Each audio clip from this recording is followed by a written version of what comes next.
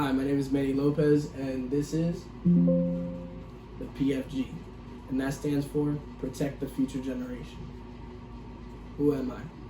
When it comes to talking about my past, I've done a lot of bad things, and I've hurt a lot of different people, and most of those people never really recovered from the things I did to them.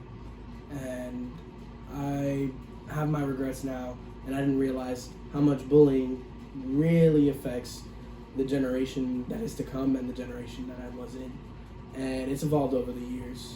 So, let's talk about what bullying leads to. And what not a lot of people are focusing on is the fact that bullying has led to higher suicide rates and school shootings, because torment, whether it be physical or mental, it takes its toll, and it has that certain type of degree where it can become dangerous. All right, this is Will.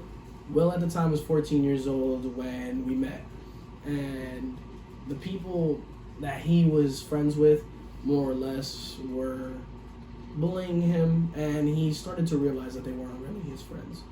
And it started in school, and then it ended up going to where he went home, and it continued. He tried to play his PlayStation, and they would get into his chat, and they would just go in on him.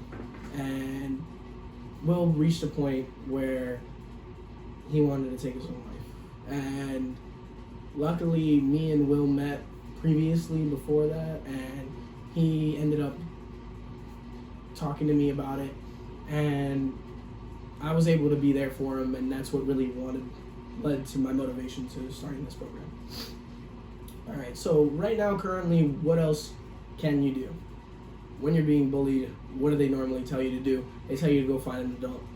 They tell you to try to talk to someone, but nobody really hones in on what the kid's trying to say, and hearing them out and listening to what they're going through and having somebody that they can relate to. And one of that last alternatives is to find a weapon. And this is what's leading to higher rates in school shootings. And we don't want that in our life, because we're seeing a lot of children nowadays that are passing away due to this tragedy.